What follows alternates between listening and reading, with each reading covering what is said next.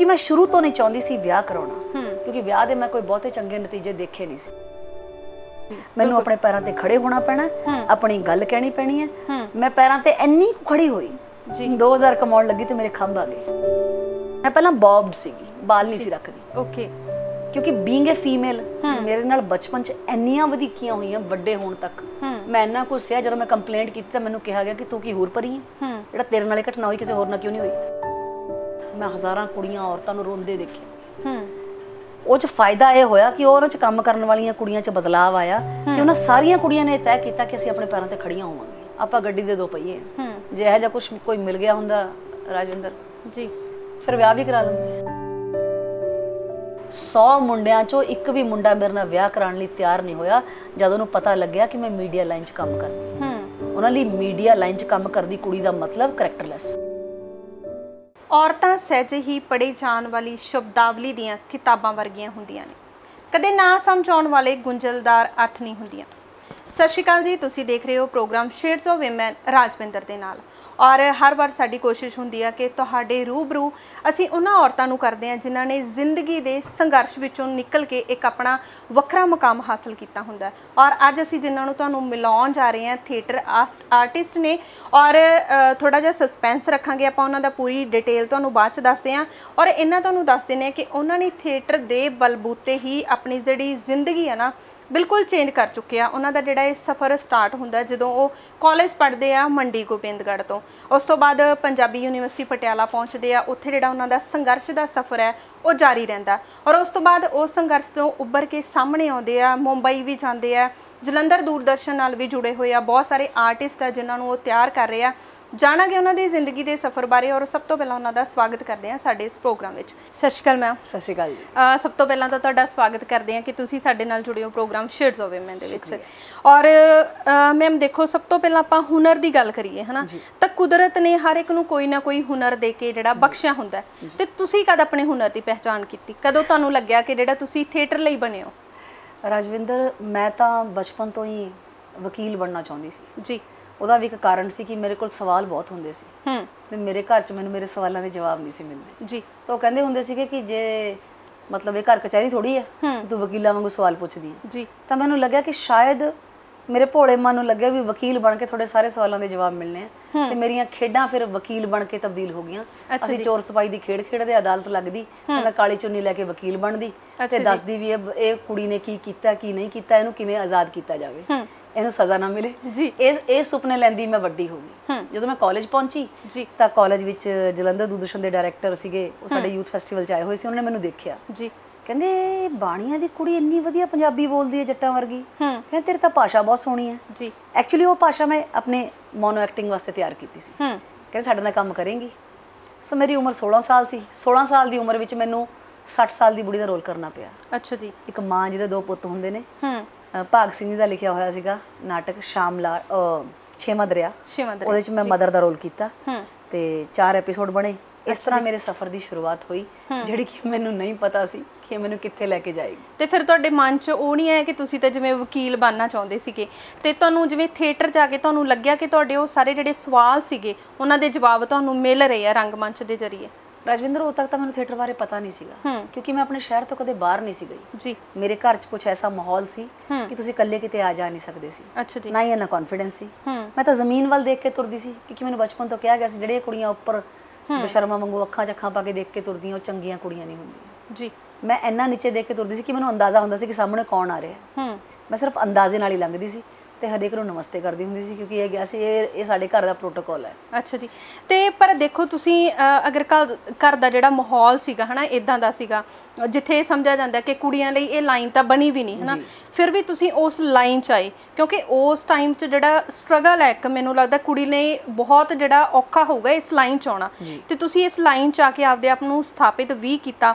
ਤੇ ਫਿਰ ਸਾਰੇ ਜਿਵੇਂ ਸਰਕਮਸਟੈਂਸਿਸ ਤੁਹਾਡੇ ਕਹਿ ਲਓ, ਤੁਹਾਡੇ ਆਸੇ ਪਾਸੇ ਦੇ ਜਿਹੜੇ ਲੋਕ ਸੀ, ਤੁਹਾਡੀ ਫੈਮਿਲੀ ਸੀਗੀ, ਕਿੱਦਾਂ ਤੁਸੀਂ ਉਹਨਾਂ ਨਾਲ ਮਤਲਬ ਸਾਰਿਆਂ ਨਾਲ ਗੱਲ ਕਰਕੇ ਜਾਂ ਕਿਸ ਤਰ੍ਹਾਂ ਫਿਰ ਤੁਸੀਂ ਇਸ ਲਾਈਨ ਵਿੱਚ ਆਏ? ਪੰਜਾਬੀ ਯੂਨੀਵਰਸਿਟੀ ਪਟਿਆਲਾ 'ਚ ਮੈਂ ਥੀਏਟਰ ਐਂਡ ਟੈਲੀਵਿਜ਼ਨ ਡਿਪਾਰਟਮੈਂਟ 'ਚ ਜਾ ਕੇ ਥੋੜਾ ਬਹੁਤ ਜੋ ਮੈਨੂੰ ਆਉਂਦਾ ਸੀ ਮੈਂ ਬੋਲਤਾ ਜੀ। ਔਰ ਰੱਬ ਸਬੱਬੇ ਮੈਨੂੰ ਰੱਖ ਲਿਆ ਗਿਆ ਕਿਉਂਕਿ ਉਸ ਸਾਲ ਕੁੜੀਆਂ ਹੀ ਨਹੀਂ ਆਈਆਂ, ਮੈਂ ਇਕੱਲੀ ਕੁੜੀ ਸੀ।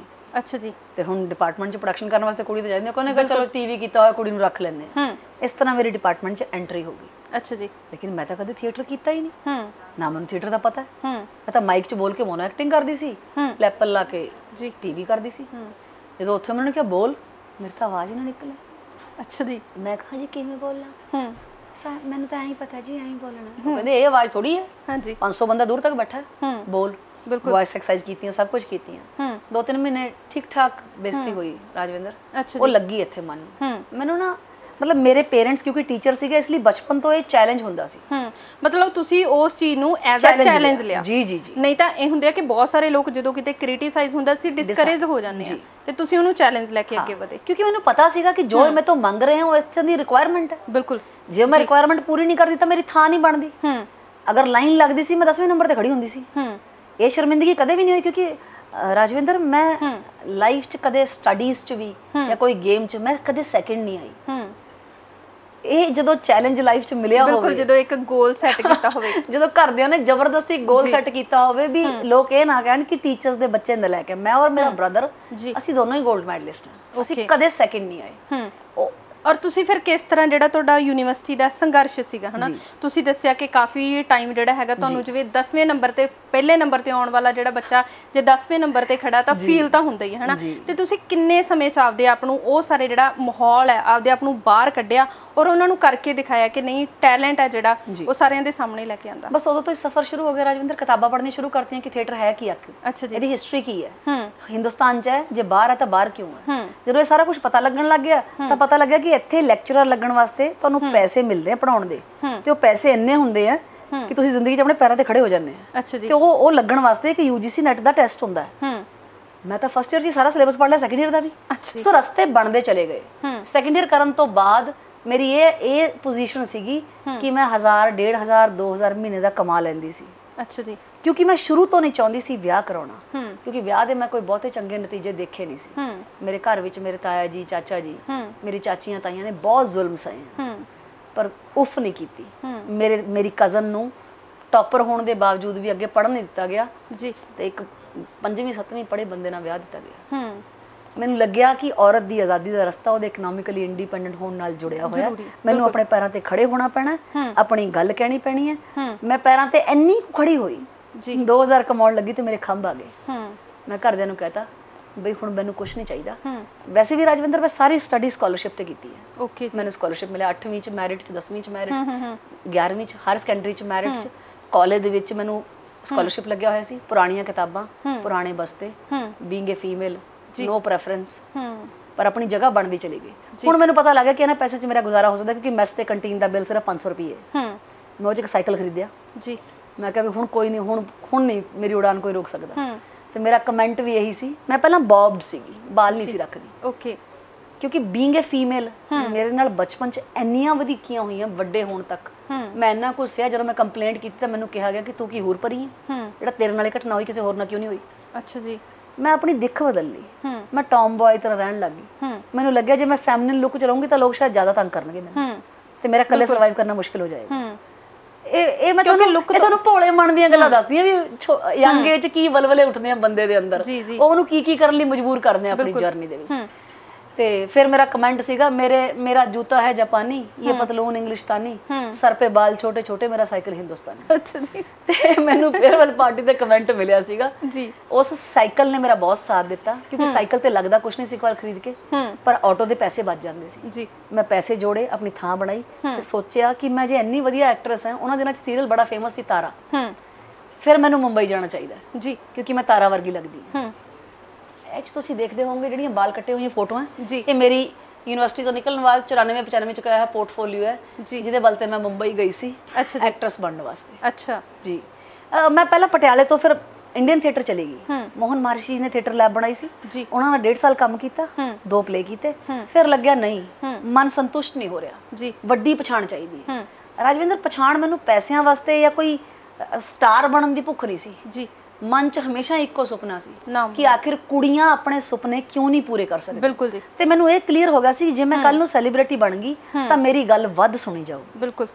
ਮੈਂ ਉਸ ਮੰਚ ਦੀ ਤਲਾਸ਼ ਕਰ ਰਹੀ ਸੀ ਜਿਸ ਮੰਚ ਤੇ ਖੜੇ ਹੋ ਕੇ ਮੈਂ ਆਪਣੇ ਅੰਦਰ ਦਾ ਗੁਬਾਰ ਕੱਢਾਂ।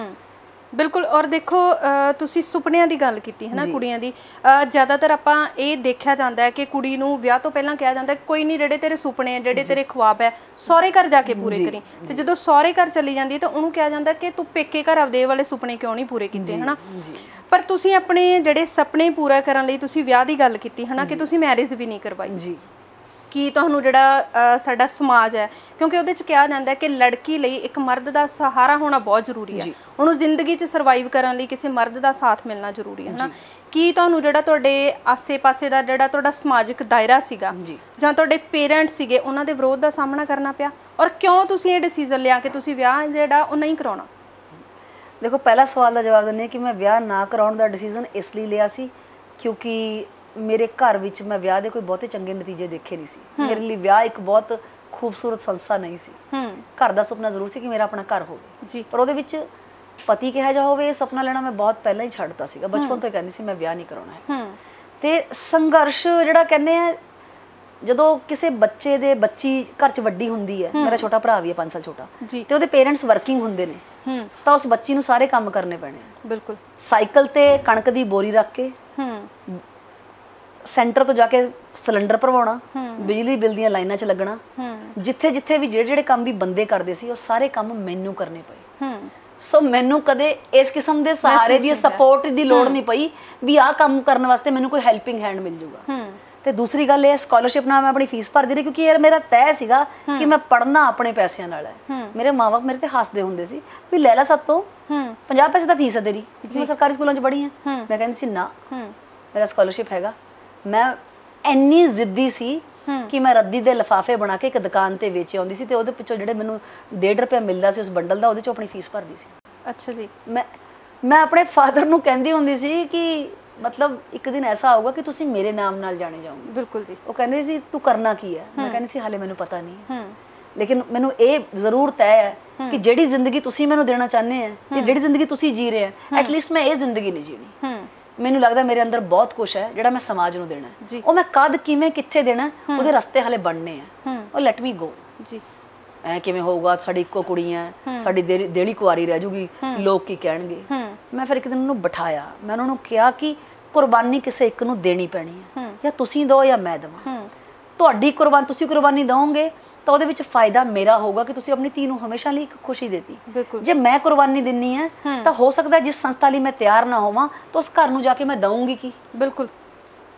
ਮੈਂ ਇੱਕ ਹੋਰ ਘਰ ਨੂੰ ਖਰਾਬ ਕਰੂੰਗੀ। ਹੋ ਸਕਦਾ ਮੇਰਾ ਮਾਨਸਿਕ ਸੰਤੁਲਨ ਵਿਗੜ ਜਾਏ, ਹੋ ਸਕਦਾ ਮੈਂ ਆਪਣੀਆਂ ਜ਼ਿੰਦਗੀ ਦੇ ਐਕਸਪੀਰੀਅੰਸ ਜਾਂ ਫਰਸਟ੍ਰੇਸ਼ਨ ਉਸ ਬੰਦੇ ਤੇ ਕੱਢਾਂ। ਮੈਨੂੰ ਕੋਈ ਹੱਕ ਨਹੀਂ ਬਣਦਾ ਤੇ ਤੁਹਾਡਾ ਵੀ ਕੋਈ ਹੱਕ ਨਹੀਂ ਬਣਦਾ ਕਿ ਤੁਸੀਂ ਕਿਸੇ ਨਾਲ ਏਦਾਂ ਕਰੋ।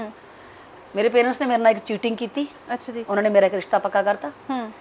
ਤੁਸੀਂ ਇਹ ਦੇਖੋ ਕਿ ਜਦੋਂ ਮੇਰੇ ਵਿਆਹ ਦੀ ਉਹਨੇ ਮੈਨੂੰ ਘਰ ਬੁਲਾਇਆ, ਮੈਂ ਕਹਿੰਦੇ ਤੇਰੇ ਫਾਦਰ ਨੂੰ ਹਾਰਟ ਦੀ ਟਰਬਲ ਹੋ ਗਈ ਹੈ, ਇਹ ਤੇਰੇ ਕਰਕੇ ਹੋਈ ਹੈ। ਅੱਛਾ। ਤੂੰ ਘਰ ਬੈਠ, ਤੂੰ ਵਿਆਹ ਕਰਾ ਲੈ, ਨਹੀਂ ਤਾਂ ਇਹ ਮਰ ਜਾਣਗੇ। ਇੰਨਾ ਇਮੋਸ਼ਨਲ ਬਲੈਕਮੇਲਿੰਗ। ਮੈਂ ਘਰ ਬੈਠ ਗਈ, ਮੈਂ 1.5 ਸਾਲ ਘਰ ਬੈਠੀ ਰਹੀ। ਉਹਨਾਂ ਨੇ ਮੇਰਾ ਇਸ਼ਤਿਹਾਰ ਦਿੱਤਾ ਅਖਬਾਰ 'ਚ, 150 ਚਿੱਠੀਆਂ ਆਈਆਂ, 100 ਮੁੰਡੇ ਵੀ ਵੇਖੇ। ਮੈਂ ਉਹਨਾਂ ਨੂੰ ਸਿਰਫ ਇੱਕੋ ਸ਼ਰਤ ਰੱਖੀ ਸੀ ਕਿ ਤੁਸੀਂ ਉਹਨਾਂ ਨੂੰ ਕਹਿਣਾ ਕਿ ਸਾਡੀ ਬੇਟੀ ਥੀਏਟਰ ਐਂਡ ਟੈਲੀਵਿਜ਼ਨ ਡਿਪਾਰਟਮੈਂਟ ਤੋਂ ਪੜ੍ਹੀ ਹੋਈ ਹੈ, ਉਹਨੇ 4 ਸੀਰੀਅਲ ਕੀਤੇ ਹੋਏ ਆ, 10 ਸਟੇਜ ਪਲੇ ਕੀਤੇ ਆ, ਉਹ ਅੱਗੇ ਤੋਂ ਕੰਮ ਨਹੀਂ ਕਰੂਗੀ। 100 ਮੁੰਡਿਆਂ 'ਚੋਂ ਇੱਕ ਵੀ ਮੁੰਡਾ ਮੇਰੇ ਨਾਲ ਵਿਆਹ ਕਰਾਉਣ ਲਈ ਤਿਆਰ ਨਹੀਂ ਹੋਇਆ ਜਦ ਉਹਨੂੰ ਪਤਾ ਲੱਗਿਆ ਕਿ ਮੈਂ ਮੀਡੀਆ ਲਾਈਨ 'ਚ ਕੰਮ ਕਰਦੀ ਹਾਂ। ਉਹਨਾਂ ਲਈ ਮੀਡੀਆ ਲਾਈਨ 'ਚ ਕੰਮ ਕਰਦੀ ਕੁੜੀ ਦਾ ਮਤਲਬ ਕਰੈਕਟਰਲੈਸ। ਇੱਕ ਜਗ੍ਹਾ ਮੇਰੇ ਮਾਂ-ਬਾਪ ਨੇ ਮੇਰਾ ਰਿਸ਼ਤਾ ਪੱਕਾ ਕਰਤਾ, ਕੱਲ ਨੂੰ ਮੇਰਾ ਮੰਗਣਾ ਹੈ। ਮੈਨੂੰ ਯਕੀਨ ਨਾ ਆਵੇ। ਮੈਂ ਕਿਹਾ ਮੁੰਡੇ ਨਾਲ ਮੁਲਾਕਾਤ ਤੇ ਕਰਾ ਦਿਓ। ਕਹਿੰਦੇ ਠੀਕ ਹੈ। ਲੁਧਿਆਣੇ ਬੁਲਾ ਲਿਆ, ਮੁੰਡਾ ਪ੍ਰੋਡਕਸ਼ਨ ਇੰਜੀਨੀਅਰ ਸੀਗਾ, ਅਸੀਂ ਗੱਲਬਾਤ ਕੀਤੀ। ਮੈਂ ਉਹਦੇ ਨਾਲ ਗੱਲਾਂ ਕਰੀ ਜਾਵਾਂ, ਪਸੀਨਾ ਪੋਚੀ ਜਾਵੇ। ਅੱਛਾ ਜੀ। ਉਹ ਕਹੇ ਕੁੜੀ ਨੀਚੇ ਕਿਉਂ ਨਹੀਂ ਦੇਖਦੀ? ਮੈਂ ਕਿਹਾ ਤੁਸੀਂ ਕੀ ਕਰਦੇ ਹੋ, ਲਾਈਫ ਦੇ ਕੀ ਗੋਲ ਹੈ, ਕਿੰਨੀ ਪੜ੍ਹਾਈ ਕੀਤੀ ਹੈ, ਅੱਗੇ ਫਿਊਚਰ ਪਲਾਨਸ ਕੀ ਹੈ, ਕਿੱਦਾਂ ਕਰਾਂਗੇ, ਔਰਤਾਂ ਬਾਰੇ ਤੁਹਾਡੀ ਕੀ ਰਾਏ ਹੈ, ਤੁਸੀਂ ਆਪਣੀ ਲਾਈਫ ਪਾਰਟਨਰ ਨੂੰ ਕਿੱਦਾਂ ਲੈਂਦੇ ਹੋ? ਉਹਨੇ ਕਿਹਾ ਹੈ ਇੱਕ ਕੁੜੀ ਇੰਨੇ ਸਵਾਲ ਪੁੱਛ ਸਕਦੀ ਹੈ? ਬਈ ਮੇਰੀ ਜ਼ਿੰਦਗੀ ਦਾ ਸਵਾਲ ਹੈ। ਨਹੀਂ ਤੇ ਇਹ ਸੋਚਿਆ ਜਾਂਦਾ ਨਾ ਕਿ ਇਹ ਸਵਾਲ ਹੈ ਜਿਹੜਾ ਮੁੰਡਾ ਪੁੱਛ ਸਕਦਾ, ਕੁੜੀ ਨਹੀਂ ਪੁੱਛ ਸਕਦੀ। ਉਹ ਪੁੱਛੇ ਹੀ ਨਾ ਕੁਝ। ਕਹਿੰਦਾ ਤੁਹਾਨੂੰ ਲੱਗਦਾ ਨਹੀਂ ਤੁਸੀਂ ਓਵਰ ਕੁਆਲੀਫਾਈਡ ਆ, ਤੁਸੀਂ ਡਬਲ MA B.Ed ਕੀਤੀ ਹੋਈ ਹੈ ਤੇ ਤੁਸੀਂ ਹੁਣ PhD ਕਰਨ ਨੂੰ ਫਿਰਦੇ ਆ। ਕਹਿੰਦਾ ਐ ਨਹੀਂ ਹੋ ਸਕਦਾ ਵੀ ਤੁਸੀਂ ਕਾਲਜ ਦੀ ਬਜਾਏ ਸਕੂਲ 'ਚ ਪੜਾਓ। ਮੈਂ ਕਿਹਾ ਕਿਉਂ, ਤੁਹਾਨੂੰ ਇਨਸਿਕਿਉਰਿਟੀ ਹੈ? ਕਹਿੰਦਾ ਹਾਂ, ਕਾਲਜਾਂ ਕੋਲ ਜਾਂਦੇ ਮੁੰਡੇ ਯੂਨੀਵਰਸਿਟੀਆਂ ਦੇ ਠੀਕ ਨਹੀਂ ਹੁੰਦੇ। ਮੈਂ ਕਿਹਾ ਮਿਸਟਰ, ਠੀਕ ਹੈ ਗਲਤ ਰਹਿਣਾ ਸਾਡੇ ਆਪਣੇ ਹੱਥ ਹੁੰਦਾ। ਬਿਲਕੁਲ ਜੀ। ਮੈਂ ਕਿਹਾ ਅੱਜ ਮੇਰੀ ਉਮਰ 25 ਸਾਲ ਹੋ ਗਈ, ਮੇਰੇ ਮਾਂ ਬਾਪ ਨੂੰ ਕੋਈ ਲਾਂਭਾ ਨਹੀਂ ਮਿਲਿਆ ਤੇ ਮੈਂ ਠੀਕ ਰਹੀ ਹਾਂ ਨਾ। ਮੈਂ ਕਿਹਾ ਕਿਉਂਕਿ ਮੇਰਾ ਫੋਕਸ ਠੀਕ ਹੈ। ਕਹਿੰਦਾ ਮੈਂ 1 ਮਿੰਟ ਵਾਸ਼ਰੂਮ ਹੋ ਕੇ ਆਇਆ। ਰਾਜਵਿੰਦਰ ਤਾਂ ਪਿੱਛੋਂ ਨਿਕਲ ਕੇ ਆਇਆ ਹੀ ਨਹੀਂ। ਅੱਛਾ ਜੀ। ਫਿਰ ਉਹਨਾਂ ਦੇ ਪੇਰੈਂਟਸ ਨੇ ਕਿਹਾ ਵੀ ਚਲੋ ਸਾਡੇ ਵੱਲ ਤਾਂ ਗੱਲ ਪੱਕੀ ਹੋਈ, ਚਲ ਉਹਨੂੰ ਕੰਮ ਪੈ ਗਿਆ, ਉਹ ਚਲਾ ਗਿਆ। ਮੈਂ ਘਰ ਜਾ ਕੇ ਆਪਣੇ ਫਾਦਰ ਨੂੰ ਕਿਹਾ ਕਿ ਤੁਸੀਂ ਉਹਨੂੰ ਦੱਸਿਆ ਕਿ ਮੈਂ ਇਸ ਲਾਈਨ 'ਚ ਕੰਮ ਕੀਤਾ? ਹੱਥ ਚੱਕ ਲਿਆ। ਮੈਂ ਕਿਹਾ ਇੱਕੋ ਇੱਕ ਮੇਰੀ ਸਹੁੰ ਖਾਓ। ਕਹਿੰਦੇ ਨਾ। ਮੈਂ ਕਿਹਾ ਫ਼ੋਨ ਕਰੋ। ਮੈਂ ਬੈਠ ਕੇ ਫ਼ੋਨ ਮਿਲਾਇਆ, ਅੱਧੇ ਘੰਟੇ ਬਾਅਦ ਫ਼ੋਨ ਆ ਗਿਆ। ਅੱਛਾ ਜੀ, ਸੌਰੀ, ਅਸੀਂ ਨਹੀਂ ਇਹ ਰਿਸ਼ਤਾ ਕਰ ਸਕਦੇ। ਫਿਰ ਮੇਰੇ ਪੇਰੈਂਟਸ ਬੈਠ ਕੇ ਸੋਚਦੇ ਰਹੇ ਵੀ ਯਾਰ ਕੁੜੀ ਤਾਂ ਸਾਡੀ ਚੰਗੀ ਆ, ਕੋਈ ਗਲਤ ਕੰਮ ਵੀ ਨਹੀਂ ਕੀਤਾ, ਬਿਲਕੁਲ ਕੋਈ ਗਲਤ ਰਸਤਾ ਵੀ ਨਹੀਂ ਹੈਗਾ, 1.5 ਸਾਲ ਤੋਂ ਘਰ ਵੀ ਬੈਠੀ ਹੈ, ਅਸੀਂ ਟਰਾਈ ਵੀ ਕਰ ਲਈ, ਕੋਈ ਇਹਦਾ ਹਾਣੀ ਵੀ ਨਹੀਂ ਸਾਨੂੰ ਲੱਭਿਆ, ਅਸੀਂ ਕਿਉਂ ਇਹਦੀ ਜ਼ਿੰਦਗੀ ਸਟਕ ਕਰ। ਮੇਰਾ ਭਰਾ, ਮੇਰੇ ਤਾਇਆ ਜੀ ਦੀ ਡੈਥ ਹੋ ਗਈ, ਸਾਡੀ ਸਾਰੀ ਰਿਸ਼ਤੇਦਾਰੀ ਆ ਗਈ। ਉਹ ਤਾਂ ਮੇਰੇ ਫਾਦਰ ਦੇ ਮਗਰ ਪੈ ਗਈ ਕਿ ਤੈਨੂੰ ਸ਼ਰਮ ਨਹੀਂ ਆਉਂਦੀ, ਤੇਰੀ 25 ਸਾਲ ਦੀ ਕੁੜੀ ਹੋ ਗਈ, ਅਸੀਂ ਕੁੜੀਆਂ 20 ਸਾਲਾਂ ਦੀਆਂ ਵਿਆਹਤੀਆਂ। ਮੇਰਾ ਭਰਾ ਖੜਾ ਹੋ ਗਿਆ, ਕਹਿੰਦਾ ਤਾਇਆ ਜੀ ਤੁਹਾਡੇ ਮੁੰਡੇ ਦੇ 3 ਵਿਆਹ ਹੋਏ ਆ? ਕਹਿੰਦੇ ਹਾਂਜੀ। ਕਹਿੰਦਾ ਕਿਉਂ? ਕਹਿੰਦਾ ਪਹਿਲੀ ਮਰ ਗਈ, ਦੂਜੀ ਜਲ ਗਈ, ਤੀਜੀ ਕਹਿੰਦਾ ਤੁਸੀਂ ਸਾਨੂੰ ਪੁੱਛਿਆ? ਕਹਿੰਦਾ ਨਹੀਂ। ਕਹਿੰਦਾ ਇਹ ਮੇਰੀ ਭੈਣ ਹੈ, ਉਹ ਵਿਆਹ ਕਰਾਊਗੀ ਜਾਂ ਨਹੀਂ ਕਰਾਊਗੀ ਇਹ ਉਹਦੀ ਮਰਜ਼ੀ ਹੈ। ਕਹਿੰਦਾ ਅੱਜ ਮੈਂ ਪਬਲਿਕਲੀ ਡਿਕਲੇਅਰ ਕਰਦਾ ਕਿ ਮੇਰੀ ਭੈਣ ਵਿਆਹ ਨਹੀਂ ਕਰਾਊਗੀ, ਜੇ ਉਹਨੂੰ ਬੁਢਾਪੇ 'ਚ ਕੋਈ ਪ੍ਰੋਬਲਮ ਹੋਗੀ ਮੈਂ ਰੱਖੂੰਗਾ ਇਹਨੂੰ, ਜੇ ਤੁਹਾਨੂੰ ਇੰਨੀ ਕੁੜੀ ਦੀ ਲੋੜ ਹੈ ਮੇਰਾ ਵਿਆਹ ਕਰ ਦਿਓ। ਮੈਂ 21 ਸਾਲਾਂ ਦਾ, ਮੈਂ ਇੱਕ ਕੁੜੀ ਵਿਆਹ ਕੇ ਲੈਣਾ, ਉਹਨੂੰ ਆਪਣੀ ਕੁੜੀ ਸਮਝ ਕੇ ਆਪਣੇ ਘਰ 'ਚ ਰੱਖ ਲਿਓ, ਪਰ ਇਹਨੂੰ ਆਜ਼ਾਦ ਕਰ ਦਿਓ। ਕੋਈ ਨਹੀਂ ਬੋਲਿਆ। ਮੇਰੇ ਭਰਾ ਨੇ ਮੇਰਾ ਇੰਨਾ ਸਾਥ ਦਿੱਤਾ। ਤੇ ਬਸ ਉਸ ਦਿਨ ਤੋਂ ਬਾਅਦ ਉਹਨੇ ਮੇਰੇ ਫਾਦਰ ਨੂੰ ਕਿਹਾ ਕਿ ਜੇ ਉਹਨੂੰ ਮੈਂਟਲ ਟੈਨਸ਼ਨ ਹੋ ਗਈ, ਬਿਲਕੁਲ ਤੁਸੀਂ ਸਿਰਫ ਸਮਾਜ ਨੂੰ ਦਿਖਾਉਣ ਲਈ ਉਹਦਾ ਵਿਆਹ ਕਰਨਾ, ਉਹਨੂੰ ਉਹਦੇ ਬਣਦੇ ਜਿਹੜੇ ਤੁਸੀਂ ਉਹਦੇ ਵਿਆਹ ਵਾਸਤੇ ਪੈਸੇ ਰੱਖੇ ਉਹਨੂੰ ਪੈਸੇ ਦੇ ਦਿਓ, ਉਹ ਜਾ ਕੇ ਆਪਣਾ ਸੰਘਰਸ਼ ਕਰੇ। ਮੈਂ ਉਹਨੂੰ ਕਿਹਾ ਵੀ ਨਹੀਂ ਜੀ, ਮੈਨੂੰ ਸਿਰਫ ਆਜ਼ਾਦੀ ਚਾਹੀਦੀ ਹੈ, ਉਹ ਮੇਰਾ ਹੱਕ ਹੈ, ਰੁਪਈਆ ਮੈਂ ਇੱਕ ਨਹੀਂ ਲੈਣਾ, ਮੇਰੀ ਆਪਣੀ ਜੇਬ 'ਚ ਆਪਣੇ ਕਮਾਏ ਹੋਏ 200 ਰੁਪਏ ਆ, ਮੈਂ ਉਹਨਾਂ ਨਾਲ ਹੀ ਘਰੋਂ ਜਾਊਂਗੀ। ਜੇ ਮੈਂ ਨਹੀਂ ਕੁਝ ਬਣ ਸਕੀ ਤਾਂ ਮੈਂ ਵਾਪਸ ਆ ਜਾਊਂਗੀ, ਕਹੂੰਗੀ ਡੈਡੀ ਜੀ ਘਰ ਰੱਖ ਲਓ, ਮੈਂ ਰੋਟੀ ਖਾਣ ਜੋਗੀ ਨਹੀਂ ਜੀ, ਜਾਂ ਫਿਰ ਮੈਂ ਮੁੜ ਕੇ ਨਹੀਂ ਦੇਖੂੰਗੀ। ਉਹ 200 ਰੁਪਏ ਲੈ ਕੇ ਮੈਂ ਚੰਡੀਗੜ੍ਹ ਆਈ ਸੀ। ਅੱਜ ਮੈਂ ਤੁਹਾਡੇ ਸਾਹਮਣੇ, ਤੁਸੀਂ ਮੇਰੇ ਘਰ 'ਚ ਬੈਠੇ ਹੋ, ਬਿਲਕੁਲ ਬਾਹਰ ਗੱਡੀ ਮੇਰੀ ਖੜੀ ਹੈ, ਲੋਕ ਇੱਜ਼ਤ ਨਾਲ ਨਾਮ ਲੈਂਦੇ, ਕੋਈ ਬੇਈਮਾਨੀ ਨਹੀਂ ਕੀਤੀ, ਕੋਈ ਧੋਖਾ ਨਹੀਂ ਕੀਤਾ, ਕੋਈ ਬਦਫੈਲੀ ਨਹੀਂ ਕੀਤੀ, ਕੋਈ ਹਰਕਤ ਨਹੀਂ ਕੀਤੀ ਮਾੜੀ ਚੰਗੀ। ਤੇ ਰੰਗਮੰਚ 'ਚ ਆਪਣਾ ਨਾਮ ਬਣਾਇਆ, ਆਪਣੀ ਉਸ ਸ਼ਿੱਦਤ ਨਾਲ ਲੱਗੀ ਹੋਈ ਹੈ, 40 ਪਲੇ ਡਾਇਰੈਕਟ ਕਰ ਚੁੱਕੀ ਹੈ, 10-15 ਸੀਰੀਅਲਾਂ 'ਚ ਕੰਮ ਕਰ ਚੁੱਕੀ ਹੈ, ਹਿੰਦੀ ਪੰਜਾਬੀ 'ਚ।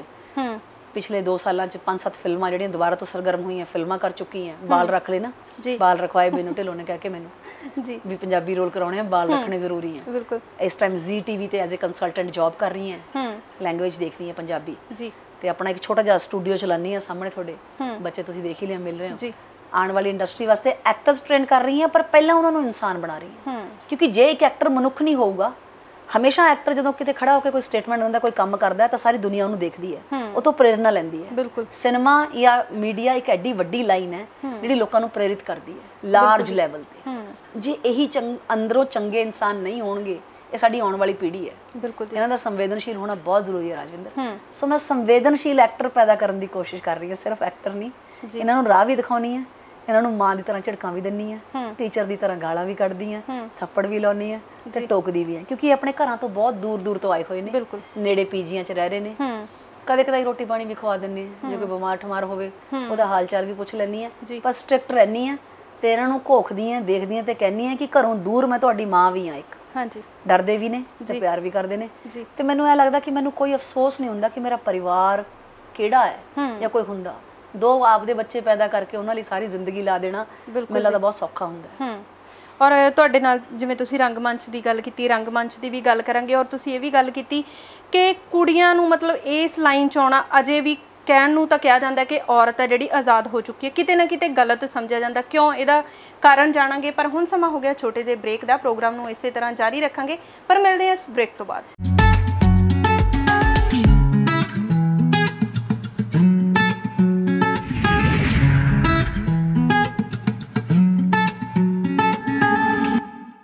ਬ੍ਰੇਕ ਤੋਂ ਬਾਅਦ ਫਿਰ ਤੋਂ ਸਵਾਗਤ ਹੈ। ਸ਼ੋਅ ਚੱਲ ਰਿਹਾ ਹੈ ਸ਼ੇਡਸ ਆਫ ਵਿਮਨ, ਔਰ ਮੈਮ ਆਪਾਂ ਪਹਿਲਾਂ ਰੰਗਮੰਚ ਦੀ ਗੱਲ ਕੀਤੀ ਸੀ ਨਾ, ਔਰ ਤੁਸੀਂ ਰੰਗਮੰਚ ਨਾਲ ਜੁੜੇ ਹੋ, ਪਰ ਮੈਂ ਤੁਹਾਡੇ ਤੋਂ ਉਹ ਗੱਲ ਤੇ ਆਉਣ ਤੋਂ ਪਹਿਲਾਂ ਤੁਹਾਡੇ ਤੋਂ ਨਾ ਇੱਕ ਡਾਇਲੌਗ ਜ਼ਰੂਰ ਸੁਣਨਾ ਚਾਹੂੰਗੀ। ਕੋਈ ਵੀ ਤੁਹਾਡਾ ਜਿਹੜਾ ਤੁਹਾਨੂੰ ਲੱਗਦਾ ਕਿ ਤੁਹਾਡੇ ਦਿਲ ਦੇ ਬਹੁਤ ਨੇੜੇ ਆ, ਜਾਂ ਜਿਹੜਾ ਅਜਿਹਾ ਡਾਇਲੌਗ ਜਿਹਨੇ ਤੁਹਾਡੀ ਪਹਿਚਾਣ ਬਣਾਈ ਹੋਵੇ। ਮੈਨੂੰ ਹੁਣ ਐਸਾ ਤਾਂ ਯਾਦ ਨਹੀਂ, ਕਿਉਂਕਿ ਮੈਂ ਥੀਏਟਰ 'ਚ ਐਕਟਿੰਗ ਹੁਣ ਕਾਫੀ ਘੱਟ ਕਰਦੀ ਹਾਂ ਰਾਜਵਿੰਦਰ ਜੀ, ਸਿਖਾਉਣ 'ਚ, ਟੀਚਿੰਗ 'ਚ। ਮੈਂ ਰੀਸੈਂਟਲੀ ਜਿਹੜਾ ਪਲੇ ਕੀਤਾ ਸੀਗਾ 4 ਸਾਲ ਪਹਿਲਾਂ ਕੀਤਾ ਸੀ, ਮੈਕਸਿਮ ਗੋਰਕੀ ਦਾ ਮਾਂ ਜੀ, ਤੇ ਉਹਦੇ ਡਾਇਲੌਗ ਤੇ ਥੋੜੇ ਜਿਹੇ ਕਾਮਰੇਡੀ ਨੇ। ਹਾਂ, ਮੈਂ ਇੱਕ ਸੋਲੋ ਪਰਫਾਰਮੈਂਸ ਕਰਦੀ ਹਾਂ ਪਾਸ਼ ਦੀ, ਮੈਂ ਕਹਾ ਹਾਂ ਜੀ, ਤਾਂ ਉਹਦੀਆਂ ਕੁਝ 4 ਲਾਈਨਾਂ ਬਿਲਕੁਲ ਜਿਹੜੀਆਂ ਮੈਨੂੰ ਬਹੁਤ ਪਸੰਦ ਨੇ, ਉਸ ਨੂੰ ਬੋਲ ਕੇ ਸੁਣਾ ਦਿੰਦੀ ਹਾਂ ਜੀ। ਪਾਸ਼ ਕਹਿੰਦਾ ਕਿ ਮੈਥੋਂ ਕੋਈ ਖੋ ਨਹੀਂ ਸਕਦਾ ਇਹਨਾਂ ਹੱਥਾਂ ਦਾ ਸਿਲਸਿਲਾ, ਇਹ ਹੱਥ ਜੇਬ 'ਚ ਹੋਣ ਜਾਂ ਬਾਹਰ, ਬੰਦੂਕ ਦੇ ਕੁੰਦੇ ਤੇ ਹੋਣ ਜਾਂ ਹੱਥਕੜੀ 'ਚ, ਹੱਥ ਹੱਥ ਹੁੰਦੇ ਨੇ। ਹੱਥ ਜੇ ਹੋਣ ਤਾਂ ਜੋੜਨ ਲਈ ਨਹੀਂ ਹੁੰਦੇ, ਗੀਚੀਆਂ ਮਰੋੜਨ ਲਈ ਵੀ ਹੁੰਦੇ ਨੇ। ਹੱਥ ਜੇ ਹੋਣ ਤਾਂ ਹੀਰ ਦੇ ਹੱਥੋਂ ਚੂਰੀਆਂ ਖਾਣ ਲਈ ਨਹੀਂ ਹੁੰਦੇ, ਸੈਦੇ ਦੀ ਜਨੇ ਡੱਕਣ ਲਈ ਵੀ ਹੁੰਦੇ ਨੇ, ਤੇ ਕੈਦੋਂ ਦੀਆਂ ਵੱਖੀਆਂ ਤੋੜਨ ਲਈ ਵੀ ਹੁੰਦੇ ਨੇ। ਕਹਿੰਦਾ ਤੇਰਾ ਬੂਹਾ ਹੀ ਹੈ ਜਿਸ ਥਾਂ ਝੁਕ ਜਾਂਦਾ ਸਿਰ ਮੇਰਾ, ਮੈਂ ਬੂਹੇ ਜੇਲ੍ਹ ਦੇ ਤੇ 7 ਵਾਰੀ ਥੁੱਕ ਕੇ ਲੰਘਦਾ। ਮੇਰੇ ਪਿੰਡ ਵਿੱਚ ਹੀ ਸੱਤਿਆ ਕਿ ਮੈਂ ਵਿੱਚ ਕੇ ਜੀਣਾ, ਮੈਂ ਮੂਰੇ ਹਾਕਮਾਂ ਦੇ ਸ਼ੇਰ ਵਾਂਗੂ ਬੁੱਕ ਕੇ ਲੰਘਦਾ। ਬਸ ਇਹ ਬਹੁਤ ਖੂਬ ਜੀ, ਸਰਸਰਾਹਟ ਪੈਦਾ ਕਰਦੀਆਂ ਲਾਈਨਾਂ ਬਿਲਕੁਲ ਪਾਸ਼ ਦੀ ਪੋਇਟਰੀ ਜੀ। ਔਰ ਰੰਗਮੰਚ ਦੀ ਗੱਲ ਕਰੀਏ ਹੈ ਨਾ ਜੀ, ਕਿਵੇਂ ਲੈਂਦੇ ਹੋ ਤੁਸੀਂ ਰੰਗਮੰਚ ਨੂੰ? ਤੇ ਜੇ ਰੰਗਮੰਚ ਦੇ ਨਾਲ ਹੀ ਆਪਾਂ ਜਿਹੜੀਆਂ ਕੁੜੀਆਂ ਨੂੰ ਜੋੜੀਏ ਜੀ, ਹੁਣ ਵੀ ਜਿਵੇਂ ਹੁਣ ਤਾਂ ਬਹੁਤ ਸਾਰੀਆਂ ਕੁੜੀਆਂ ਜਿਹੜੀਆਂ ਇਸ ਫੀਲਡ 'ਚ ਆ ਰਹੀਆਂ ਜੀ, ਜਿਵੇਂ ਪਹਿਲੇ ਸਮੇਂ 'ਚ ਜ਼ਿਆਦਾ ਪਸੰਦ ਨਹੀਂ ਕੀਤਾ ਜਾਂਦਾ ਸੀ ਕੁੜੀਆਂ ਦਾ ਇਸ ਲਾਈਨ 'ਚ ਆਉਣਾ, ਹਨਾ। ਅੱਜ ਕੱਲ੍ਹ ਤਾਂ ਪੇਰੈਂਟਸ ਵੀ ਸਪੋਰਟ ਕਰਦੇ ਆ, ਪਰ ਫਿਰ ਵੀ ਤੁਹਾਨੂੰ ਲੱਗਦਾ ਹੈ ਕਿ ਕਿਤੇ ਨਾ ਕਿਤੇ ਕੁੜੀਆਂ ਨੂੰ ਇਸ ਇੰਡਸਟਰੀ 'ਚ ਕਿਸੇ ਤਰ੍ਹਾਂ ਦੀਆਂ ਕੋਈ ਸਮੱਸਿਆਵਾਂ ਦਾ ਸਾਹਮਣਾ ਕਰਨਾ ਪੈਂਦਾ? ਕਿਉਂਕਿ ਕਈ ਵਾਰੀ ਆਪਾਂ ਦੇਖਦੇ ਹਾਂ ਕਿ ਬਹੁਤ ਸਾਰੇ ਲੋਕ ਇਹੋ ਜਿਹੇ ਹੁੰਦੇ ਆ ਜਿੱਥੇ ਟੈਲੈਂਟ ਦੀ ਕਦਰ ਨਹੀਂ ਕੀਤੀ ਜਾਂਦੀ। ਜੀ ਰਾਜਵਿੰਦਰ, ਮੈਂ 2005-6 ਵਿੱਚ Khalsa college for women sector 26 ਨੂੰ ਜੁਆਇਨ ਕੀਤਾ ਸੀ। ਉੱਥੇ ਮੈਂ ਥੀਏਟਰ ਕਰਦੀ ਸੀ, ਕੁੜੀਆਂ ਦਾ ਕਾਲਜ ਜੀ। ਉੱਥੇ ਕੰਮ ਕਰਦੇ ਕਰਦੇ ਮੈਨੂੰ ਪਤਾ ਲੱਗਿਆ ਕਿ ਸਾਡੇ ਸਮਾਜ ਵਿੱਚ ਜਿਹੜੀਆਂ ਗੱਲਾਂ ਨੇ, ਜਿਹੜਾ ਬਦਲਾਵ ਹੈ ਉਹ ਸਿਰਫ 1% ਹੈ, ਉਹ ਵੀ ਸ਼ਹਿਰਾਂ 'ਚ ਜੀ। ਟਾਊਨਸ 'ਚ, ਪਿੰਡਾਂ 'ਚ ਹਲੇ ਕੋਈ ਬਦਲਾਵ ਨਹੀਂ ਆਇਆ, ਸਿਰਫ ਦਿਖਾਈ ਦਿੰਦਾ ਹੈ। ਜੇ 4 ਕੁੜੀਆਂ ਅੱਗੇ ਆ ਕੇ ਕੁਝ ਕਮਾਲ ਕਰਦੇ ਸਾਨੂੰ ਲੱਗਦਾ ਔਰਤਾਂ ਲਈ ਜ਼ਿੰਦਗੀ ਬਦਲ ਗਈ, ਐਦਾਂ ਨਹੀਂ ਹੈ। ਜਦੋਂ ਮੈਂ 50 ਕੁੜੀਆਂ ਨਾਲ ਥੀਏਟਰ ਦੀ ਵਰਕਸ਼ਾਪ ਕਰਦੀ ਹਾਂ ਤਾਂ ਮੈਨੂੰ ਪਤਾ ਲੱਗਦਾ ਹੈ ਕਿ 35 ਕੁੜੀਆਂ ਸੰਤਾਪ ਅੱਜ ਵੀ ਭੋਗ ਰਹੀਆਂ, ਜਿਨ੍ਹਾਂ ਦੀ ਕੋਈ ਮਰਜ਼ੀ ਨਹੀਂ ਹੈ, ਜਿਨ੍ਹਾਂ ਦੀ ਕੋਈ ਸੇ ਨਹੀਂ ਹੈ, ਜਿਨ੍ਹਾਂ ਨੂੰ ਇਹ ਨਹੀਂ ਪਤਾ ਉਹਨਾਂ ਨੇ ਕੀ ਪੜ੍ਹਨਾ, ਕੀ ਕਰਨਾ, ਕਿੱਥੇ ਜਾਣਾ। ਉਹ ਕਿਸੇ ਚੀਜ਼ 'ਚ ਪਾਰਟਿਸਿਪੇਟ ਕਰ ਸਕਦੀਆਂ ਕਿ ਨਹੀਂ, ਉਹ ਘਰੋਂ ਪੁੱਛ ਕੇ ਦੱਸਣਗੀਆਂ ਜੀ, ਕਿਸੇ ਵੀ ਐਕਟੀਵਿਟੀ 'ਚ ਪਾਰਟਿਸਿਪੇਟ ਕਰਨ ਲਈ। ਤਾਂ ਮੈਨੂੰ ਬੜਾ ਅਜੀਬ ਲੱਗਿਆ। 2008 ਵਿੱਚ ਮੈਂ ਸੋਚਿਆ ਕਿ ਇਹਨਾਂ ਕੁੜੀਆਂ 'ਚ ਜਿਹੜੀਆਂ ਕੁੜੀਆਂ ਬਹੁਤ ਟੈਲੈਂਟਡ, ਜਿਹੜੀ ਜੀਵਨ 'ਚ ਕੁਝ ਕਰ ਸਕਦੀਆਂ, ਉਹਨਾਂ ਨੂੰ ਇੱਕ ਪਲੇਟਫਾਰਮ ਦੇ ਕੇ ਬਾਹਰ ਕੱਢਾਂ ਜੀ। ਮੇਰੀ ਵਰਕਸ਼ਾਪ 'ਚ ਮੈਨੂੰ ਪਤਾ ਲੱਗਿਆ ਵੀ 15 ਕੁੜੀਆਂ ਐਸੀਆਂ ਜਿਹੜੀ ਐਸੀ ਟ੍ਰੇਨਿੰਗ ਲੈ ਰਹੀਆਂ ਜਿਹੜਾ ਉਹਨਾਂ ਦੇ ਜੀਵਨ 'ਚ ਉਹਨਾਂ ਦਾ ਹਿੱਸਾ ਹੈ ਹੀ ਨਹੀਂ, ਉਹ ਕੁਝ ਹੋਰ ਕਰਨਾ ਚਾਹੁੰਦੀਆਂ। ਅੱਛਾ ਜੀ। ਮੈਂ ਉਹਨਾਂ ਨੂੰ ਕਿਹਾ ਹਿੰਮਤ ਕਰੋ, ਆਓ ਜੇ ਕੁਝ ਹੋਰ ਕਰਨਾ ਚਾਹੁੰਦੇ ਕੁਝ ਹੋਰ ਕਰੀਏ। ਕਹਿੰਦੇ ਫਿਰ ਕਿੱਦਾਂ ਕਰੀਏ? ਮੈਂ ਕਿਹਾ ਆਪਾਂ ਬਾਹਰ ਥੀਏਟਰ ਕਰਦੇ ਹਾਂ। ਮੈਂ ਉਹਨਾਂ ਕੁੜੀਆਂ ਦੀ ਇੱਕ ਟੀਮ ਬਣਾਈ, ਉਹਨਾਂ ਨੇ ਇੱਕ ਨਾਟਕ ਰਚਿਆ ਜਿਹੜੀ ਜਿਹ 'ਚ ਫੀਮੇਲ ਫੈਟੀਸਾਈਡ, ਗਰਲ ਐਜੂਕੇਸ਼ਨ ਤੇ ਹੋਰ ਬਹੁਤ ਸਾਰੀ ਚੀਜ਼ਾਂ ਸੀਗੀਆਂ। ਉਹਨਾਂ ਦੀਆਂ ਕਹਾਣੀਆਂ ਨੂੰ ਜੋੜ ਕੇ ਇੱਕ ਨਾਟਕ ਬਣਾਇਆ। ਉਸ ਨਾਟਕ ਦੇ ਨਾਲ ਟੀਮ ਬਣਾ ਕੇ ਮੋਹਾਲੀ ਜ਼ਿਲ੍ਹੇ ਦੇ 250 ਪਿੰਡਾਂ 'ਚ ਉਹ ਨਾਟਕ ਖੇਡਿਆ। ਮੈਂ ਹਜ਼ਾਰਾਂ ਕੁੜੀਆਂ ਔਰਤਾਂ ਨੂੰ ਰੋਂਦੇ ਦੇਖਿਆ। ਉਹ 'ਚ ਫਾਇਦਾ ਇਹ ਹੋਇਆ ਕਿ ਉਹਨਾਂ 'ਚ ਕੰਮ ਕਰਨ ਵਾਲੀਆਂ ਕੁੜੀਆਂ 'ਚ ਬਦਲਾਵ ਆਇਆ ਕਿ ਉਹਨਾਂ ਸਾਰੀਆਂ ਕੁੜੀਆਂ ਨੇ ਤੈਅ ਕੀਤਾ ਕਿ ਅਸੀਂ ਆਪਣੇ ਪੈਰਾਂ ਤੇ ਖੜੀਆਂ ਹੋਵਾਂਗੀਆਂ, ਪਹਿਲਾਂ ਆਪਣੀ ਮਰਜ਼ੀ ਦਾ ਤੇ ਆਪਣੇ ਘਰਦਿਆਂ ਨੂੰ ਯਕੀਨ ਦਿਲਾਵਾਂਗੀਆਂ। ਜਿਨ੍ਹਾਂ ਦੇ ਫਾਦਰ ਨਾਲ ਇੰਨੇ ਗੈਪ ਸੀਗੇ, ਉਹਨਾਂ ਸਾਰੇ ਗੈਪਸ ਨੂੰ ਖਤਮ ਕਰਕੇ ਉਹਨਾਂ ਦੇ ਵਿਚਕਾਰ ਬ੍ਰਿਜ ਬਣਾਇਆ, ਉਹਨਾਂ ਦੇ ਸੁਪਨੇ ਸਿਰਜੇ। ਉਹਨਾਂ 'ਚੋਂ ਉਸ ਬੈਚ ਦੀਆਂ ਕੁੜੀਆਂ ਸਾਰੀਆਂ ਸੈਟਲ ਹੈ। ਕੋਈ ਇਨਫੋਸਿਸ ਜੌਬ ਕਰਦੀ ਹੈ, ਕੋਈ ਐਕਟਰਸ ਬਣ ਚੁੱਕੀ ਹੈ, ਕਿਸੇ ਨੇ ਇੰਡੀਅਨ ਥੀਏਟਰ ਕਰ ਲਿਆ, ਕੋਈ ਕਿਸੇ ਕਾਲਜ ਇਕਨੋਮਿਕਸ ਦੀ ਪ੍ਰੋਫੈਸਰ ਬਣ ਚੁੱਕੀ ਹੈ। ਮੈਨੂੰ ਲੱਗਿਆ ਕਿ ਇਹ ਨਤੀਜੇ ਬਹੁਤ ਸ਼ਾਨਦਾਰ ਨੇ ਜੀ। ਥੀਏਟਰ ਸਿਰਫ ਡਰਾਮਾ ਕਰਨਾ ਨਹੀਂ ਹੈ, ਥੀਏਟਰ ਬੰਦੇ ਦੀ ਪਰਸਨੈਲਿਟੀ, ਉਹਦੇ ਵਿਅਕਤੀਤਵ ਨੂੰ ਚੇਂਜ ਕਰ ਦਿੰਦਾ ਹੈ, ਉਹਦੇ ਅੰਦਰ ਇੰਨੀ ਸ਼ਕਤੀ ਭਰ ਦਿੰਦਾ ਹੈ ਕਿ ਉਹਨੂੰ ਜਿਹੜੇ ਆਪਣੀ ਕੈਪੈਸਿਟੀ ਦਾ ਜਿਹੜਾ ਉਹਨੂੰ ਪਤਾ ਨਹੀਂ ਹੁੰਦਾ ਨਾ, ਕਿਸੇ ਔਰਤ ਨੂੰ ਪਤਾ ਲੱਗ ਜਾਂਦੀ ਹੈ ਤੇ ਉਹਦਾ ਡਰ ਖਤਮ ਹੋ ਜਾਂਦਾ ਹੈ। ਜਦੋਂ ਕਹਿੰਦੇ ਡਰ ਖਤਮ ਹੋ ਜਾਵੇ ਨਾ ਕਿਸੇ ਚੀਜ਼ ਦਾ, ਫਿਰ ਬੰਦਾ ਤਬਾਹੀ ਮਚਾ ਦਿੰਦਾ, ਚਾਹੇ ਜਿੱਥੇ ਮਰਜ਼ੀ ਹੋਵੇ। ਬਿਲਕੁਲ ਜੀ। ਫਿਰ ਬਸ ਮੇਰਾ ਕਾਰਵਾਂ ਸ਼ੁਰੂ ਹੋ ਗਿਆ। ਮੈਂ ਉਸ ਕਾਲਜ ਨੂੰ ਕਹਿਤਾ ਕਿ ਮੈਂ ਇੱਥੇ ਹੀ ਕੰਮ ਕਰਾਂਗੀ।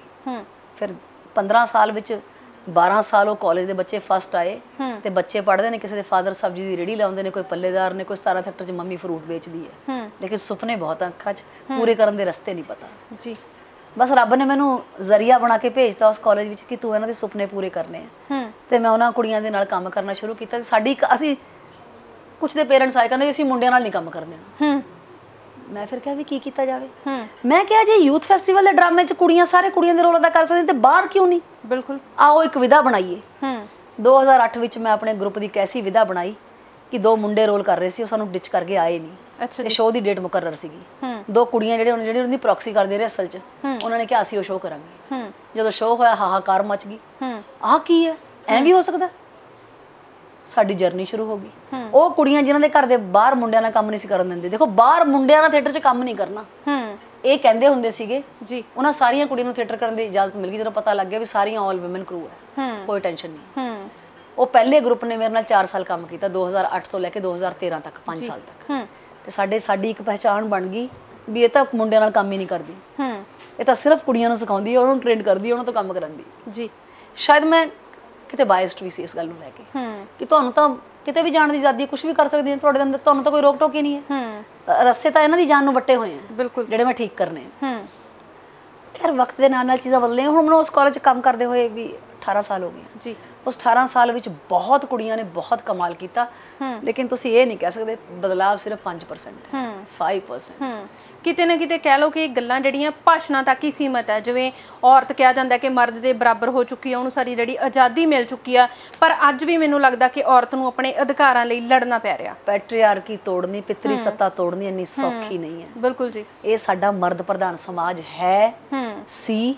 ਤੇਰੇ ਵਿੱਚ ਜਿਹੜੀਆਂ ਔਰਤਾਂ ਆਪ ਸਿਰ ਚੱਕ ਕੇ ਆਪਣੇ ਡਿਸੀਜਨ ਨਹੀਂ ਲੈਣਗੀਆਂ, ਫੋਕਸ ਨਹੀਂ ਹੋਣਗੀਆਂ, ਉਹਨਾਂ ਦਾ ਅੱਗੇ ਆਉਣਾ ਬਹੁਤ ਮੁਸ਼ਕਿਲ ਹੈ। ਬਿਲਕੁਲ। ਬਹੁਤ ਸਾਰੀਆਂ ਔਰਤਾਂ ਸੁਖੀ ਇਸ ਗੱਲ 'ਚ, ਉਹਨੇ ਕੰਪਰੋਮਾਈਜ਼ ਕਰ ਲਿਆ ਕਿ ਜ਼ਿੰਦਗੀ ਜਿਵੇਂ ਬੀਤਦੀ ਹੈ ਬਸ ਠੀਕ ਹੈ, ਸਾਡੇ ਨਾਲ ਐਦਾਂ ਹੀ ਹੁੰਦਾ ਹੈ, ਸਮਾਜ ਐਦਾਂ ਦਾ ਹੀ ਹੈ, ਇਹ ਬਣਤਰ ਐਦਾਂ ਦੀ ਹੈ, ਇਹ 'ਚ ਕਿਸੇ ਬਦਲਾਵ ਦੀ ਲੋੜ ਨਹੀਂ ਹੈ। ਫਿਰ ਤੁਸੀਂ ਕੀ ਕਰ ਸਕਦੇ ਹੋ ਰਾਜਵਿੰਦਰ? ਬਿਲਕੁਲ। ਜਦੋਂ ਤੁਸੀਂ ਅੱਗੇ ਇੱਕ ਕਦਮ ਚੱਕਣ ਨੂੰ ਤਿਆਰ ਨਹੀਂ, ਮੈਂ ਤੁਹਾਨੂੰ ਧੱਕਾ ਦੇ ਕੇ ਥੋੜੀ ਲਿਆ ਸਕਦੀ, ਮੈਂ ਤੁਹਾਨੂੰ ਦਿਸ਼ਾ ਦਿਖਾ ਸਕਦੀ ਹਾਂ, ਗਾਈਡ ਕਰ ਸਕਦੀ ਹਾਂ, ਤੁਹਾਡੀ ਉਂਗਲੀ ਫੜ ਸਕਦੀ ਹਾਂ, ਤੁਹਾਨੂੰ ਗਿਰਨੋਂ ਬਚਾ ਸਕਦੀ ਹਾਂ। ਬਿਲਕੁਲ ਜੀ। ਮੰਜ਼ਿਲ ਤੇ ਤਾਂ ਆਪੇ ਪਹੁੰਚਣਾ ਪੈਣਾ ਹੈ, ਸਫ਼ਰ ਤਾਂ ਤੁਹਾਡੇ ਪੈਰਾਂ ਨਹੀਂ ਕਰਨਾ। ਬਿਲਕੁਲ ਜੀ। ਉਸ ਸਫ਼ਰ 'ਚ ਸਫਰਿੰਗਸ ਵੀ ਹੋਣਗੀਆਂ, ਉਹਨਾਂ ਸਫਰਿੰਗਸ ਤੋਂ ਘਬਰਾਉਣਾ ਨਹੀਂ ਹੈਗਾ, ਕਿਉਂਕਿ ਜੇ ਤੁਹਾਡੀ ਨਜ਼ਰ ਮੰਜ਼ਿਲ ਤੇ ਹੋਊਗੀ ਨਾ, ਫਿਰ ਸਫਰਿੰਗਸ ਬਹੁਤ ਛੋਟੀਆਂ ਲੱਗਦੀਆਂ। ਬਿਲਕੁਲ। ਕਹਿੰਦੇ ਜੇ ਮੰਜ਼ਿਲ ਸੁਹਾਨੀ ਹੋਵੇ ਤਾਂ ਰਸਤਾ ਵੀ ਖਰਾਬ, ਰਸਤਾ ਵੀ ਵਧੀਆ ਲੱਗਦਾ। ਬਿਲਕੁਲ ਜੀ। ਤੁਸੀਂ ਤੇ ਆਪ ਇਸ ਲਾਈਨ 'ਚੋਂ ਉੱਠ ਰਹੇ ਹੋ, ਸਰਵਾਈਵ ਕਰ ਰਹੇ ਹੋ, ਕੰਮ ਕਰ ਰਹੇ ਹੋ, ਤੁਹਾਨੂੰ ਪਤਾ ਹੋਏਗਾ ਕਿ ਮਿਹਨਤ ਮੰਗਦਾ ਹੈ, ਬਿਲਕੁਲ ਸਮਾਂ ਮੰਗਦਾ ਹੈ, ਤੇ ਟੈਲੈਂਟ ਮੰਗਦਾ ਹੈ। ਫਿਰ ਪ੍ਰਸਿੱਧੀ ਤੇ ਬਾਕੀ ਲਾਈਨਾਂ ਨਾਲੋਂ ਹੈ ਹੀ ਹੈ, ਤੇ ਸਵਾਦ ਵੀ ਹੈ ਤੇ ਪਹਿਚਾਨ ਵੀ ਹੈ ਜੀ। ਜੇ ਇਹ ਸਭ ਕਰਨਾ ਹੈ, ਸਾਰੀਆਂ ਚੀਜ਼ਾਂ ਇੱਕੋ ਜਗ੍ਹਾ 'ਚ, ਮੈਂ ਉਹ ਖੁਸ਼ਕਿਸਮਤ ਹਾਂ ਰਾਜਵਿੰਦਰ ਜਿਹਦਾ ਪੈਸ਼ਨ ਤੇ ਪ੍ਰੋਫੈਸ਼ਨ ਇੱਕੋ ਆ। ਬਹੁਤੇ ਲੋਕ ਜ਼ਿੰਦਗੀ 'ਚ ਇਹੀ ਤਰਸਦੇ ਰਹਿੰਦੇ ਵੀ ਮੈਂ ਰੋਟੀ ਕਿਤੋਂ ਹੋਰ ਕਮਾ ਰਿਹਾ ਹੈ ਨਾ, ਪਰ ਕਰਨਾ ਕੁਛ ਹੋਰ ਚਾਹੁੰਦਾ। ਮੈਂ ਰੋਟੀ ਵੀ, ਰੋਜ਼ੀ ਰੋਟੀ ਵੀ ਇੱਥੋਂ ਕਮਾ ਰਹੀ ਹਾਂ, ਕੰਮ ਵੀ ਇਹੀ ਕਰ ਰਹੀ ਹਾਂ, ਬਸ ਤਰੀਕੇ ਇਦਾਂ ਦੇ ਹੁੰਦੇ ਆ ਕਿ ਰੂਹ ਨੂੰ ਸ਼ਾਂਤੀ ਮਿਲੇ, ਸਕੂਨ ਮਿਲੇ, ਹਾਂ ਲੱਗੇ। ਮਤਲਬ ਮੈਂ ਆਪਣੇ ਆਪ ਨੂੰ ਨਾ ਸਿਰਫ ਰੰਗਕਰਮੀ ਜਾਂ ਐਕਟਰ ਜਾਂ ਡਾਇਰੈਕਟਰ ਨਹੀਂ ਕਹਿੰਦੀ, ਮੈਨੂੰ ਇਹ ਲੱਗਦਾ ਹੁੰਦਾ ਕਿ ਮੈਂ ਐਕਟਿਵਿਸਟ ਹਾਂ, ਤੇ ਮੇਰਾ ਐਕਟਿਵਿਜ਼ਮ ਐਕਟਿਵਿਜ਼ਮ ਮੇਰਾ ਜੇ ਖਤਮ ਹੋ ਗਿਆ, ਬਿਲਕੁਲ, ਤੇ ਮੈਂ ਸ਼ਾਇਦ ਫਿਰ ਕੁਛ ਨਹੀਂ ਹਾਂ। ਔਰ ਇਹ ਜ਼ਰੂਰੀ ਹੈ, ਮੈਨੂੰ ਲੱਗਦਾ ਥੀਏਟਰ ਕਰਦੇ ਹੋਏ ਜ਼ਰੂਰੀ ਹੈ ਕਿ ਤੁਹਾਡੇ ਵਿਚਕਾਰ ਇੱਕ ਡੈਡੀਕੇਸ਼ਨ, ਇੱਕ ਹਿੰਮਤ, ਇੱਕ ਹੌਸਲਾ, ਇੱਕ ਮਿਸਾਲ ਬਣਨ ਦੀ ਤਾਕਤ ਵੀ ਹੋਣੀ ਚਾਹੀਦੀ ਹੈ। ਬਿਲਕੁਲ ਜੀ। ਮੈਂਟਲ ਸਟਰੈਂਥ ਹੋਣੀ ਚਾਹੀਦੀ। ਬਿਲਕੁਲ ਜੀ। ਤੇ ਪਹਿਲਾਂ ਤਾਂ ਮੈਂ ਤੁਹਾਨੂੰ ਦੱਸਾਂ, ਮੇਰੇ 50% ਨਾਟਕ ਸਿਰਫ ਵਿਮਨ ਦੀ ਐਗਜ਼ਿਸਟੈਂਸ ਨੂੰ ਲੈ ਕੇ ਹੁੰਦੇ ਸੀ, ਪਰ ਕਹਿੰਦੇ ਆ ਕਿ ਹੌਲੀ ਹੌਲੀ ਤੁਹਾਡਾ ਨਾ ਵਿਜ਼ਨ ਖੁੱਲਦਾ ਹੈ ਕਿ ਫੈਮਿਨਿਜ਼ਮ ਜਾਂ ਫੈਮਿਨਿਸਟ ਹੋਣਾ ਕੋਈ ਬਹੁਤ ਚੰਗੀ ਗੱਲ ਨਹੀਂ ਹੁੰਦੀ। ਬਿਲਕੁਲ। ਸਾਰੇ ਲੋਕ ਬਰਾਬਰ ਹੈ ਜੀ, ਜੈਂਡਰ ਦਾ ਡਿਫਰੈਂਸ ਕੋਈ ਬਹੁਤਾ ਡਿਫਰੈਂਸ ਨਹੀਂ ਹੁੰਦਾ। ਅਸੀਂ ਵੀ ਤਾਂ ਉਹਦੇ ਲਈ ਲੜ ਰਹੀਆਂ ਨਾ ਕਿ ਸਾਨੂੰ ਬਰਾਬਰਤਾ ਦੇ ਦਿਓ, ਸਾਨੂੰ ਮਨੁੱਖ ਸਮਝਿਆ ਜਾਵੇ, ਸਾਨੂੰ ਔਰਤ ਹੋਣ ਦੇ ਨਾਤੇ ਰੈਜ਼ਰਵੇਸ਼ਨ ਨਹੀਂ ਚਾਹੀਦੀ, ਸਾਨੂੰ ਬਰਾਬਰਤਾ ਚਾਹੀਦੀ ਕਿ ਸਾਨੂੰ ਸਿਰਫ ਮਨੁੱਖ ਸਮਝਿਆ ਜਾਵੇ। ਔਰਤ ਤੇ ਮਰਦ ਦੇ ਭੇਦ ਨੂੰ ਮਿਟਾ ਕੇ ਬਸ ਇਹ ਸਮਝਿਆ ਜਾਵੇ ਵੀ ਤੂੰ ਵੀ ਇਨਸਾਨ ਹੈ, ਮੈਂ ਵੀ ਇਨਸਾਨ ਹਾਂ, ਆਪਾਂ ਗੱਡੀ ਦੇ ਦੋ ਪਹੀਏ। ਜੇ ਇਹੋ ਜਿਹਾ ਕੁਛ ਕੋਈ ਮਿਲ ਗਿਆ ਹੁੰਦਾ ਰਾਜਵਿੰਦਰ ਜੀ, ਫਿਰ ਵਿਆਹ ਵੀ ਕਰਾ ਲੈਂਦੇ। ਤੁਹਾਡੀਆਂ ਗੱਲਾਂ ਨਾ ਮੈਮ ਜਿਹੜੀਆਂ ਮੈਨੂੰ ਲੱਗਦਾ ਬਹੁਤ ਸਾਰੀਆਂ ਕੁੜੀਆਂ ਜਿਹੜੀਆਂ ਜਿਨ੍ਹਾਂ ਦਾ ਇੱਕ ਸੁਪਨਾ ਹੈਗਾ ਹਨਾ, ਚਾਹੇ ਇਸ ਲਾਈਨ ਨੂੰ ਲੈ ਕੇ ਮੰਨ ਲਈਏ ਜਾਂ ਹੋਰ ਕਿਸੇ ਲਾਈਨ 'ਚ ਅੱਗੇ ਵਧਣ ਦਾ, ਬਹੁਤ ਸਾਰੀ ਕੁੜੀਆਂ ਦੇ ਸੁਪਨੇ ਜਿਹੜੇ ਸਾਡੇ ਸਮਾਜਿਕ ਦਾਇਰੇ ਨੂੰ ਦੇਖ ਕੇ, ਇਹ ਦੇਖ ਕੇ ਕਿ ਸਮਾਜ ਕੀ ਕਹੂਗਾ, ਅਧੂਰੇ ਰਹਿ ਜਾਂਦੇ ਆ। ਪਰ ਮੈਨੂੰ ਲੱਗਦਾ ਤੁਹਾਡੀਆਂ ਜਿਹੜੀਆਂ ਗੱਲਾਂ ਉਹਨਾਂ ਕੁੜੀਆਂ ਲਈ ਜ਼ਰੂਰ ਪ੍ਰੇਰਨਾ ਬਣ ਗਈਆਂ ਗੱਲਾਂ ਬਾਤਾਂ, ਕਿਉਂਕਿ ਮੇਰਾ ਦਿਲ ਕਰਦਾ ਕਿ ਇਹਦੇ ਹੋਰ ਬਹੁਤ ਕੁਛ ਹੈ ਮੇਰੇ ਮਨ 'ਚ ਜਿਹੜਾ ਮੈਂ ਤੁਹਾਡੇ ਤੋਂ ਪੁੱਛਣਾ ਚਾਹੁੰਦੀ ਹਾਂ। ਇਸੇ ਨਾਲ ਹੀ ਸ਼ੇਡਸ ਆਫ ਵਿਮਨ ਦੇ ਅੱਜ ਦੇ ਇਸ ਐਪੀਸੋਡ ਦਾ ਸਮਾਂ ਇੱਥੇ ਹੀ ਖਤਮ ਹੁੰਦਾ ਹੈ। ਅਗਲੇ ਹਫਤੇ ਫਿਰ ਮਿਲਾਂਗੇ। ਮੈਡਮ ਨਾਲ ਗੱਲਬਾਤ ਦਾ ਸਿਲਸਿਲਾ ਇਸੇ ਤਰ੍ਹਾਂ ਜਾਰੀ ਰੱਖਾਂਗੇ ਕਿ ਉਹਨਾਂ ਦੀ ਲਾਈਫ ਨਾਲ ਜੁੜੀਆਂ ਹੋਰ ਬਹੁਤ ਸਾਰੀਆਂ ਗੱਲਾਂ, ਕਿਉਂਕਿ ਉਹਨਾਂ ਦੇ ਜ਼ਿੰਦਗੀ ਦੇ ਜਿਹੜੇ ਸੰਘਰਸ਼ ਆ ਉਹਨਾਂ ਦੇ ਵਿੱਚ ਕਿਸੇ ਮਰਦ ਦਾ ਹੱਥ ਨਹੀਂ, ਕਹਿੰਦੇ ਹੁੰਦੇ ਨੇ ਕਿ ਜ਼ਿੰਦਗੀ ਵਿੱਚ ਸਫਲ ਹੋਣ ਲਈ ਕਿਸੇ ਮਰਦ ਦਾ ਹੱਥ ਹੋਣਾ ਜ਼ਰੂਰੀ ਹੈ। ਕਿੰਨਾ ਦਾ ਨੇ ਹੱਥ ਉਹਨਾਂ ਦੀ ਸਫਲਤਾ ਪਿੱਛੇ, ਉਹਨਾਂ ਨਾਲ ਵੀ ਤੁਹਾਨੂੰ ਮਿਲਾਵਾਂਗੇ। ਤਦ ਤੱਕ ਲਈ ਤੁਹਾਨੂੰ ਥੋੜਾ ਇੰਤਜ਼ਾਰ ਕਰਨਾ ਪੈਣਾ ਤੇ ਤੁਸੀਂ ਦੇਖਦੇ ਰਹੋ ਵਿਜ਼ਨ ਪੰਜਾਬ ਟੀਵੀ, ਹਰ ਕਦਮ ਤੁਹਾਡੇ ਨਾਲ।